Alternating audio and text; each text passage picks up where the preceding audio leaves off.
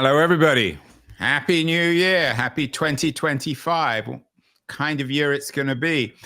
According to the Washington Post, 2025 promises to be what it calls tumultuous, and I tend to agree with that. Lots of potential innovation. Of course, new administration in Washington, D.C., lots of promise, lots of fear about this new Trump administration. One interesting piece that caught my eye recently in the Wall Street Journal was co-authored by an old friend of mine, Larry Downs. Who needs 1,000 Social Security offices?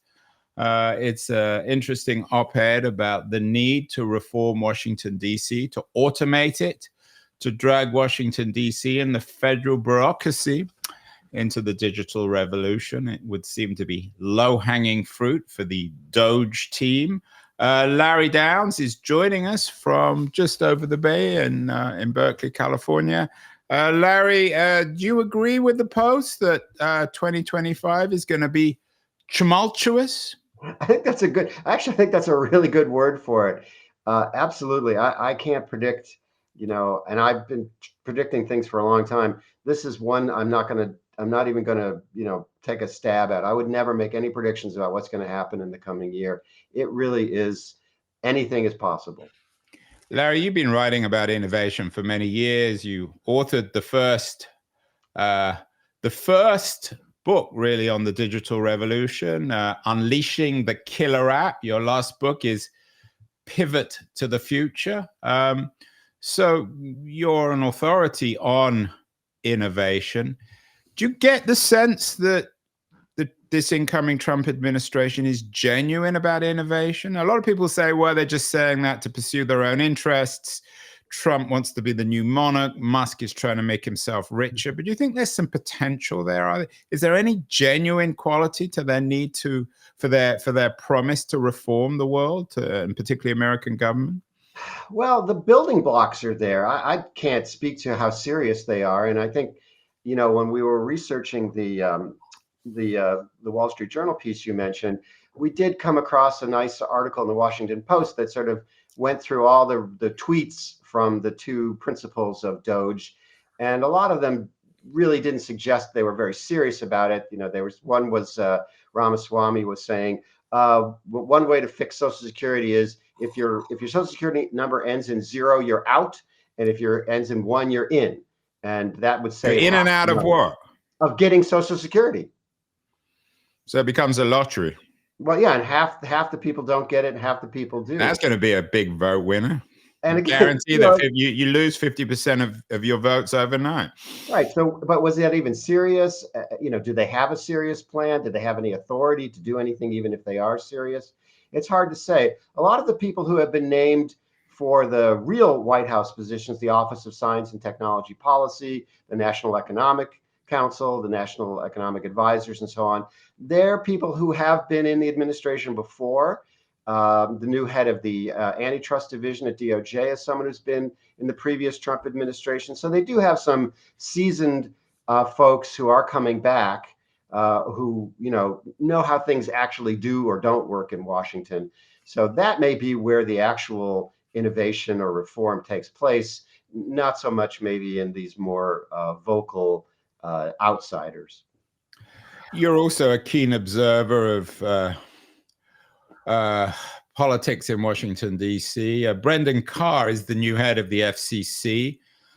Again, a lot of fear about him. Apparently wrote the FCC chapter in Project 2025. Lots of claims that he wants to shut mainstream media down. He's made some comments on it. Do you expect Carr and the FCC to radically change the media landscape in 2025 onward?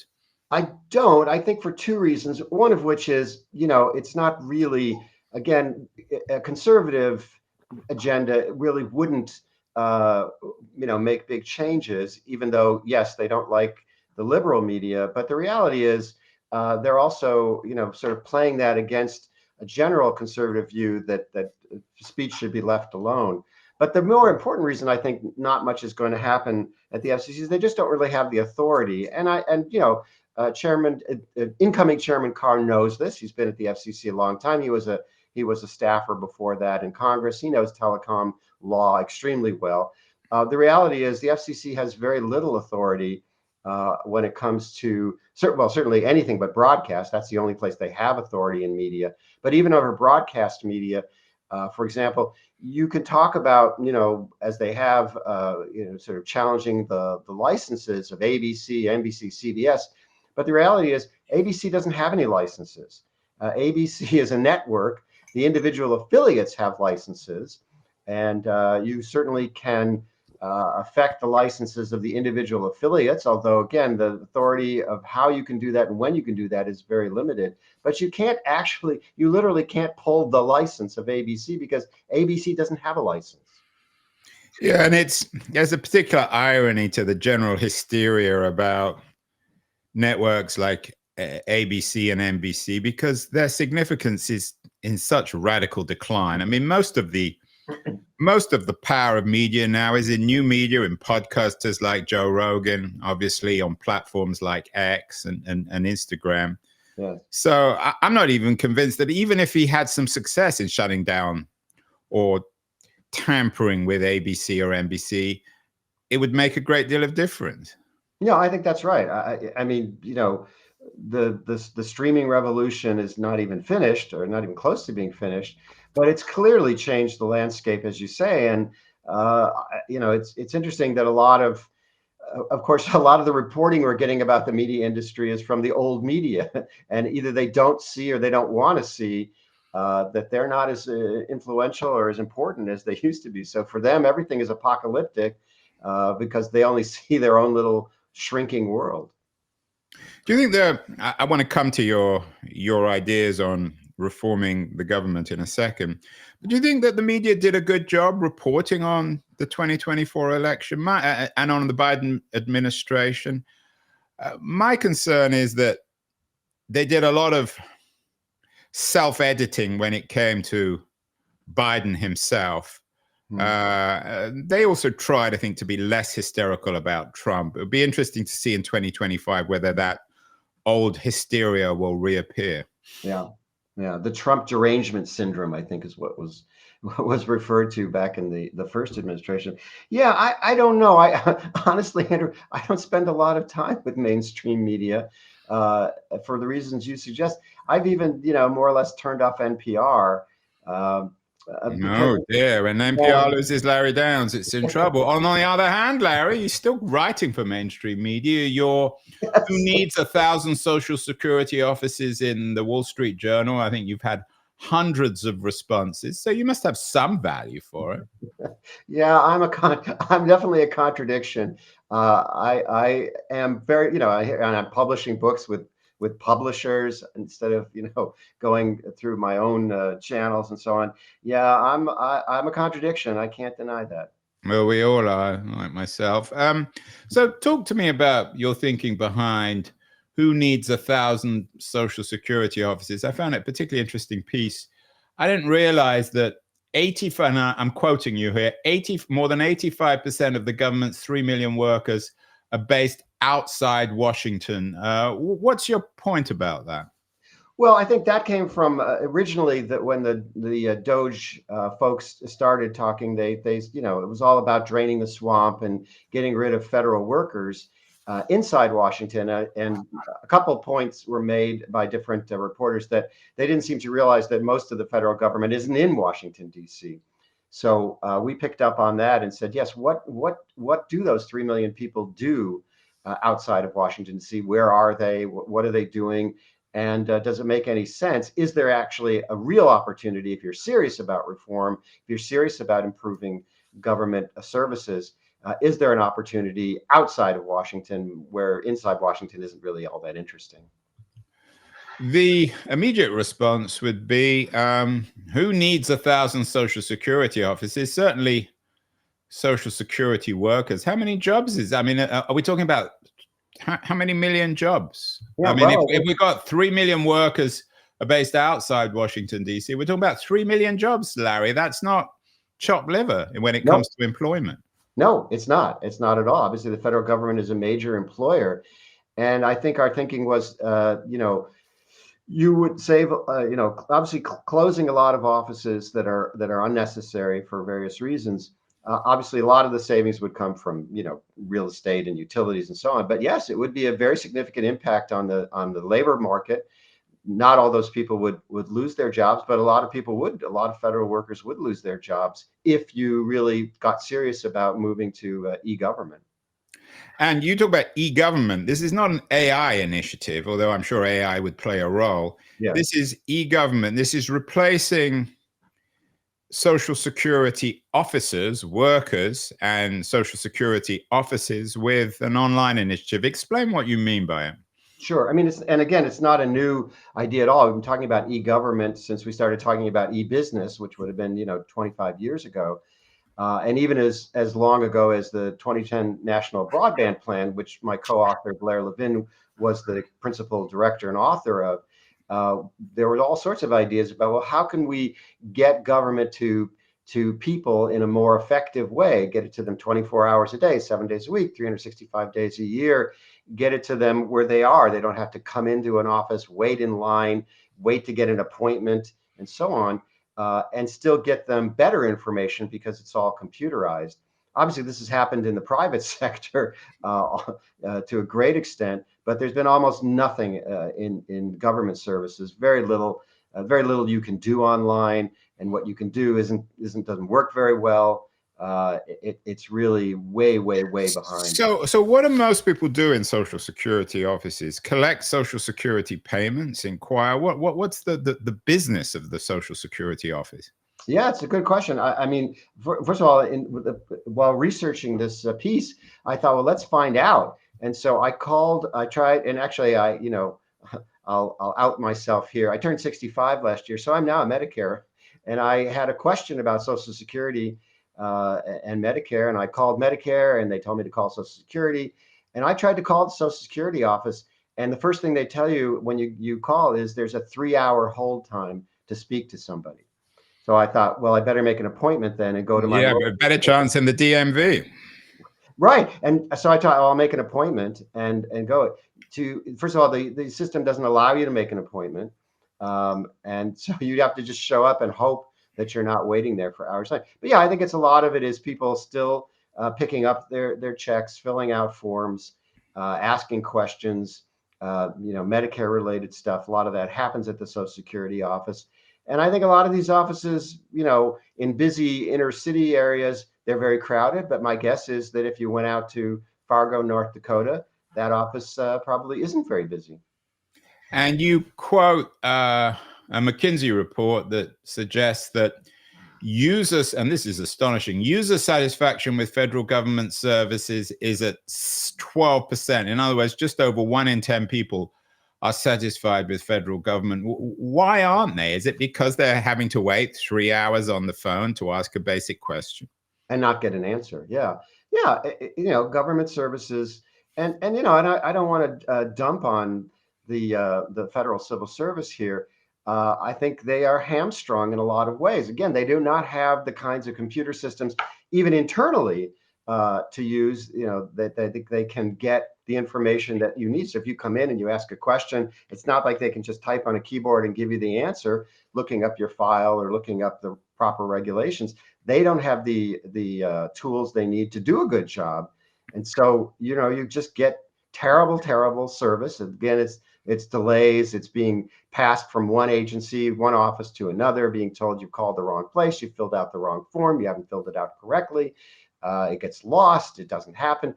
And it's not a big surprise when you don't have the IT systems that the private enterprise has. The best you can do is lousy service, but probably what you're going to get is incredibly bad service. Although some people might be uncomfortable with the idea of private service. I mean, the American healthcare system is supposedly privatized, although it's a kind of monopolistic privatization. Of course, one of the big stories of 2024 was the assassination of a senior healthcare official by a disgruntled American citizen. Can we guarantee that the privatization, or quote unquote privatization, of some of these government initiatives would actually result in a more accountable or efficient system? Right. So two things. First of all, we're not talking about privatization. No, In this I realize that. But we're go on, just sorry. we're just keeping it good. Just increasing the IT component. But second of all, this is a question about incremental improvement. If you're at 12%, it's how much worse can it get? If you're getting user satisfaction ratings that are worse than you get from calling your health insurer, your car insurer, or the local electrical utility, uh, in some ways it can't get any worse. Well, it could get to 1%. I mean, 12%. Um, But all these services, Larry, I mean, the insurance industry is also broken. The healthcare industry is broken. The education system is broken. Government is broken. Is this all part of the same problem? Or would you separate this dissatisfaction with federal government from some of these other crises? Well, of course, each industry has its own, reasons for being broken. But the one underlying cause for all of the worst behavior that we get in let's say just services general is underinvestment in IT. I think if you looked at the worst performing industries, again, education is a good example. They don't have money for good IT systems. If you look at health insurance and public utilities, they might have the money, but they don't have the incentives to invest in good Right. And the IT. healthcare system is particularly astonishing. That it's the only time I ever get a telephone call now is from my healthcare provider or my doctor, because they don't do online, they don't do email. So they're back in the 1990s or the 1980s when it comes to communication, which is just astonishing. Yeah, yeah. Well, they don't. Again, the incentives are just not there. The Right. regulations don't allow them in Well, some they have way. a monopoly, so it doesn't. I can't go anywhere else. Nobody can go anywhere else. So coming back to this, I know you talk about in the piece a 2010 national broadband plan, which again seems like a no-brainer. Although national broadband plan now sounds rather archaic. What's happened politically? Why wasn't this plan taken up? Well, a lot of the plan was taken up. We should say that the National Broadband Plan was very effective in terms of, a lot of its recommendations had to do with the wireless industry, which in those days was facing a real shortage of available spectrum. And one of the recommendations of the plan was to greatly increase the amount of radio frequency that was going to be available for, at that time, 4G, now 5G, and eventually 6G. And Congress did that. They set up the auctions and so on and so forth. But the chapters at the back of the plan, which talked about how to improve individual industries and particularly government services, those were completely ignored for a bunch of reasons. But I think the main reason is it's certainly not technical, and it's not even cost. It's political. If you want to close a Social Security office anywhere in this country, one thing you can be certain of is that Social Security office resides in the district of some member of Congress. I would have thought that an e-government initiative, which makes the federal government more accountable, more efficient, more accessible, is a no-brainer. Have there been politically any initiatives over the last 20 years for what you're calling for in your Wall Street Journal op-ed? There have been, as is typical of many government initiatives, there have been studies, there have been plans, there have been blueprints, frameworks, and so on. But there have been no serious implementation projects. Some at the federal, some at the state and local level. You can point to some interesting examples, but at the federal level, no significant systems have been implemented.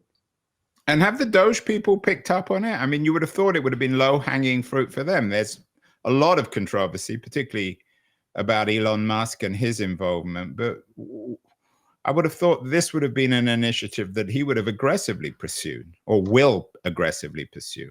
Yeah, they haven't talked about it yet. I mean, there was a couple of statements from Vijay Ramaswamy, who did say that he did note that IT systems in the federal government were extremely poor, very poor condition, and that would need to be invested in. So he at least recognized that part of any cost cutting, even budget slashing effort would require some investment, and some of that investment in IT. But that was just sort of not. And of course, they don't. That this department, which isn't really a department, we can talk about that, but it hasn't really started yet. And so we don't really know if they have any plans, will they have any plans, and what those plans are. It's so far, it's just rhetoric. How easy would it be to implement? I mean, in terms of cost, I'm assuming that this could be done by a collection of Amazon Web Services and Google and Oracle. Would it be hard to implement? From a technical standpoint, no, not at all. It wouldn't be technically difficult at all. From the standpoint of the bureaucracy and the regulatory structure of the federal government, it would be very difficult. The contracting cycle, for example, if you wanted to buy computer equipment, you have to go through the whole process. In many cases, request for proposal, review proposal, challenges to the winning proposal, and so on and so forth. And these things can take so long that by the time you've actually ready to let the contract go, you've had a whole new generation of technology and you just start over anyway. Can there be any initiatives coming from Silicon Valley? We've done a number of shows last year on the way in which the Pentagon has been dragged into the future, and Silicon Valley is increasingly shaping defense industry. Palantir, other companies are more and more involved in defense procurement, for better or worse. Some people are deeply chilled by that. I mean, what companies and innovators in Silicon Valley and elsewhere could be brought into this for their own benefit? Yeah, well, all of them, I think, is the short answer. As you mentioned, obviously all the cloud providers would stand to benefit tremendously from this, and the application developers as well. Here's a good example. I mean, we mentioned this in the piece. Something like now 90% of all tax returns are filed electronically. This has almost nothing to do with the Department of Revenue and the Internal Revenue Service. It's all into it. It's all TurboTax. They, for years they've been investing heavily in systems that allow you to file your taxes, to run your tax returns and so on through their application, and then file the return electronically. That's something that the federal government should have been doing, and they didn't do it. And so, this case, Intuit saw a market opportunity a long time ago and invested heavily, and now they effectively control the system that files taxes, fills out and files taxes, even though they're not a government entity.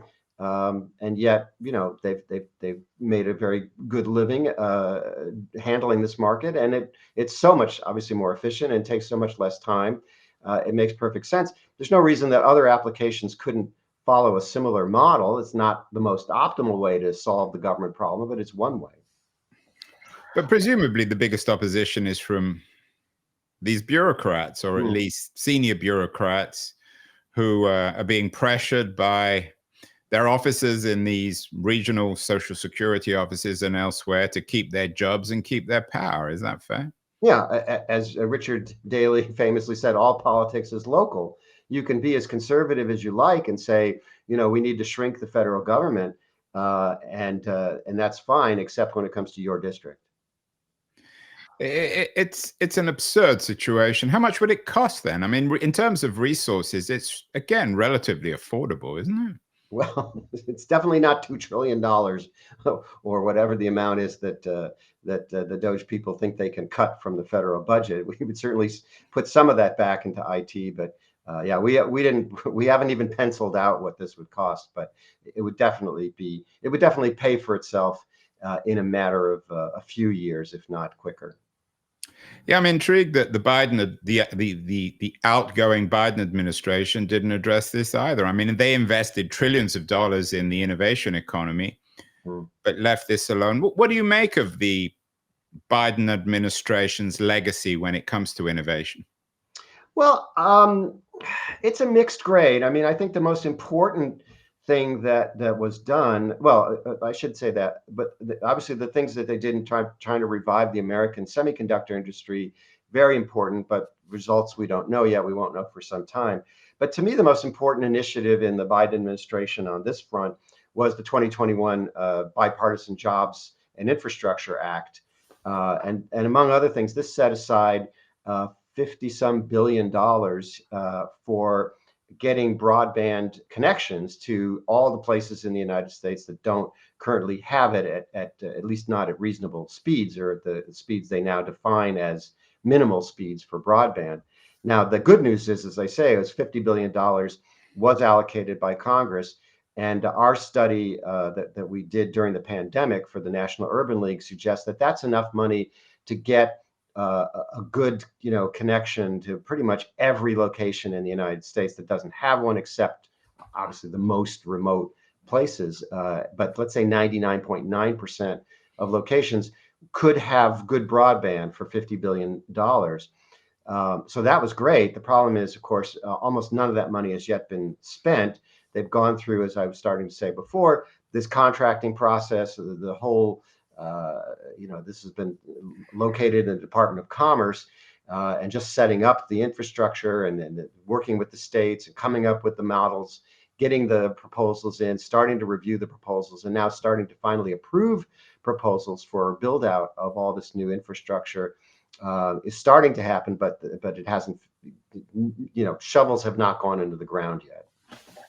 Larry, for my last book, How to Fix the Future, I spent quite a lot of time in Estonia, which claims at least to be a major, a pioneer of e-government. And there are other countries as well. Taiwan comes to mind. Denmark. Are there models, in your view, in terms of e-government, in terms of streamlining, making American government more efficient, that America might emulate? Yes, absolutely. You mentioned Estonia. I think that's a good one. Denmark is another really good one. I think pretty much. It's always the Danes, Larry, isn't it? Well, I would live in Copenhagen in 3 seconds if I had the opportunity, just for the coffee. But yeah, I think they're definitely, even some of the EU countries have done pieces of this. But I think if you wanted to look at countries that have done it almost completely, Estonia, of course, had, and I know this, I learned this from reading your book. Estonia had one weird advantage, which is they had no infrastructure whatsoever when the Soviets left. And so they were sort of starting with a clean slate. And it's a small country, of course, like Denmark. Yeah. And of course, and they don't have 50 state governments and a shared federal state power structure to deal with, at least not to the same extent that we do. So sure, we have a lot of challenges to get over. But yes, it can, again, as I say, the technical, the engineering, the computer part, this is not the hard part. It's really astonishing that so little has been done, given the changes in the rest of the economy. But government has proved to be so, I'm not sure if this is the right word, resilient to change or resistant to change. Yeah. No, I think that's right. I mean, part of it is the structure of the federal civil service. It is insulated in a lot of ways. And I think the incoming administration is going to learn just how insulated it is if they try to make major changes. That insulation, it's not just self-preservation in terms of the bureaucracy. In the late 19th, early 20th century, the civil service was very much affected by the change in politics. So if one, president came in with a different party, they would fire the whole federal government and rehire all their cronies to do it. And I think, as a sort of bipartisan realization in the late 19th century, this was led by Teddy Roosevelt and others, was the realization that we couldn't keep doing that we had to insulate, we had to protect the civil service so that when the government changed, we didn't have this, complete turnover and chaos that would come from starting from scratch effectively every 4 years. So the civil service is in many ways protected. That's a good thing on the one hand, but in this case, it's definitely one of the things that leads to all the intransigence. Larry, a couple of weeks ago, I was in Washington, D.C. I met with Max Steyer. He's the founder and the president of the Partnership for Public Service. He spoke very much in defense of the value of government. I'm not sure if you're familiar with his work or you saw the interview, but is there still a role for government in the 21st century, in our digital age? Sure. Yeah. I wouldn't suggest otherwise, or I hope we didn't suggest otherwise.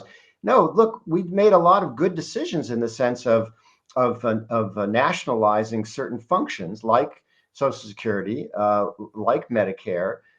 We value the fact that as a sort of collective action problem, one of the best ways to solve that is with government-run enterprises, government-run industries, the Postal Service, and so on and so forth.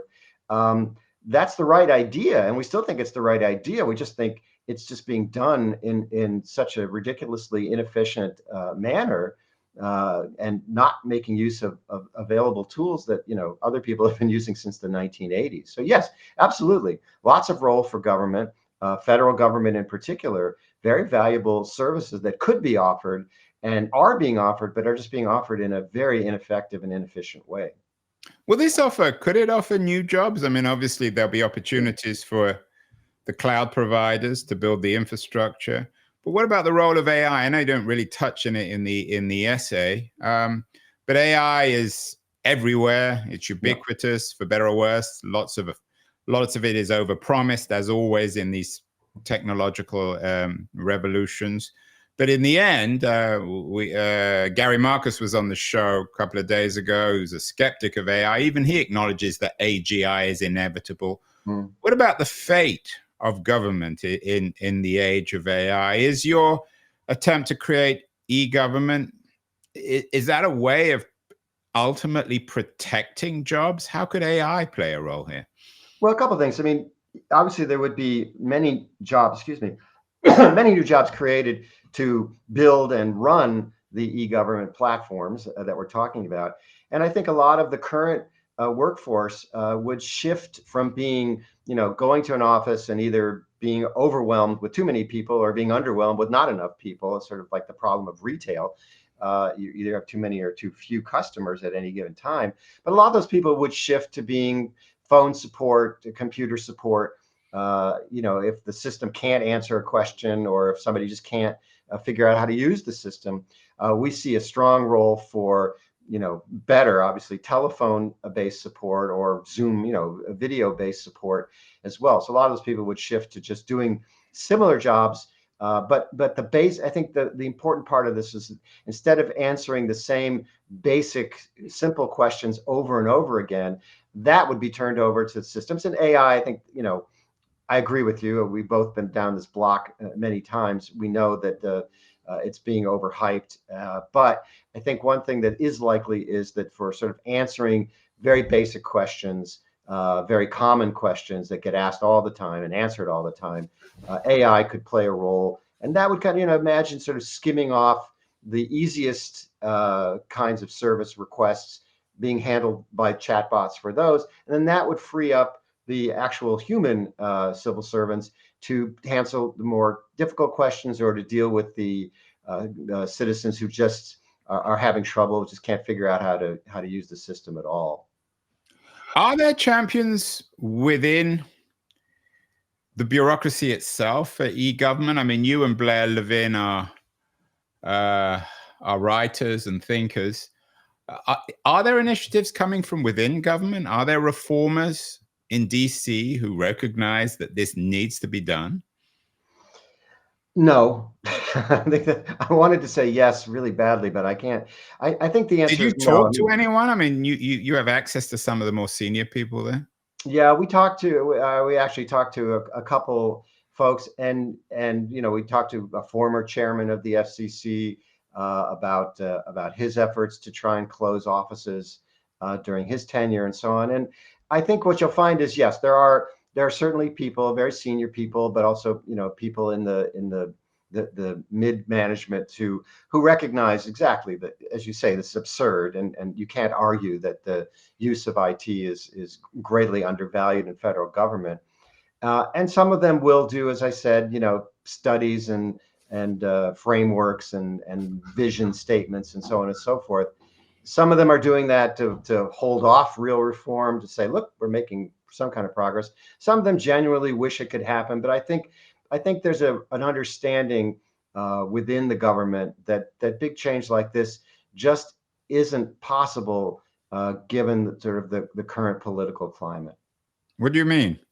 Well, again, as I say, the fact that all of these services are locally placed means that no matter how conservative a member of Congress is about the idea, they might think it's a great idea. They just, when sort of rubber hits the road, they don't want it to affect their districts.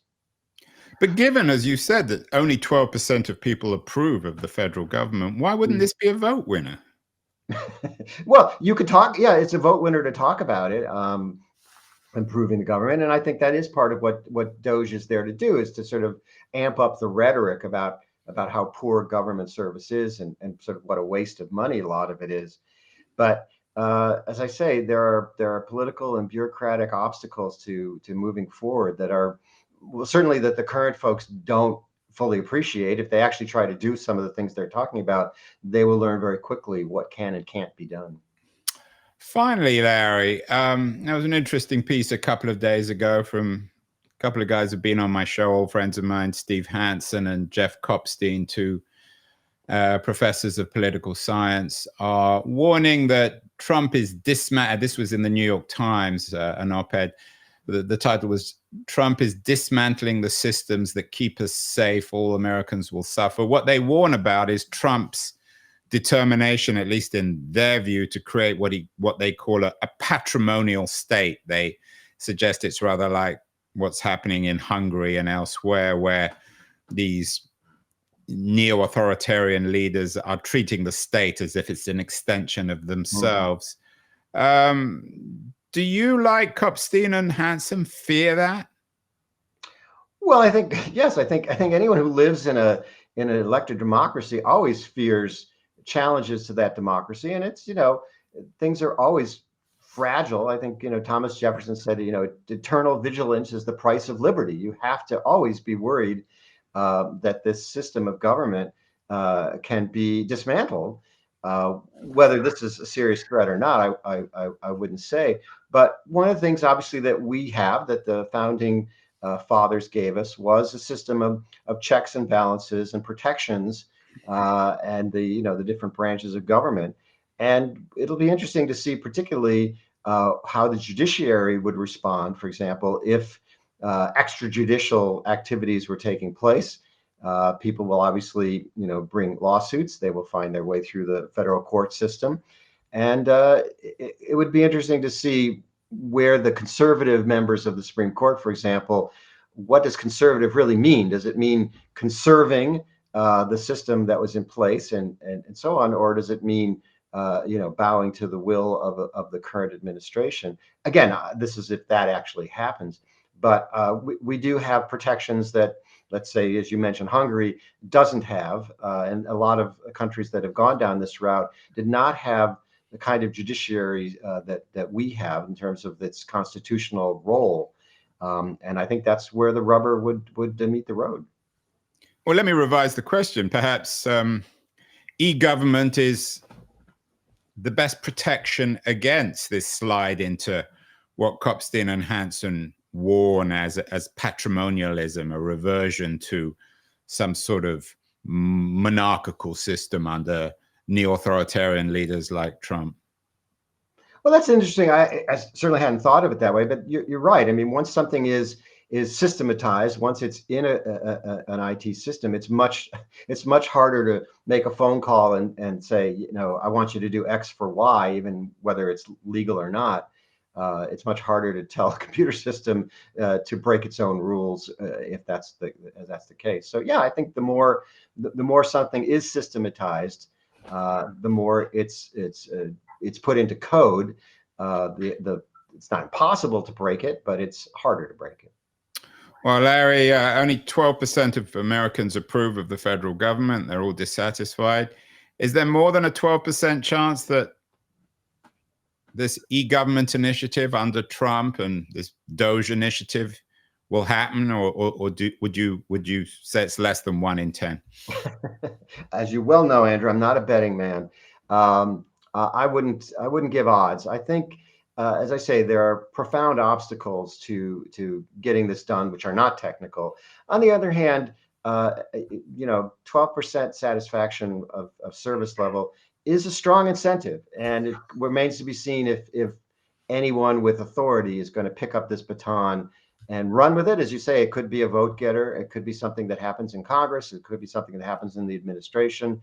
We'll have to wait and see. We will. 2025 is supposed to be a tumultuous year.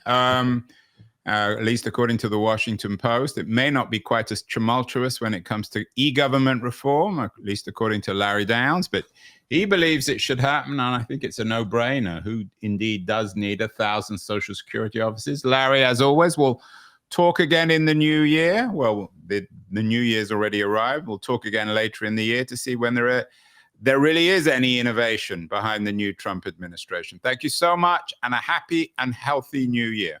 Same to you, Andrew. Can I step on the sea?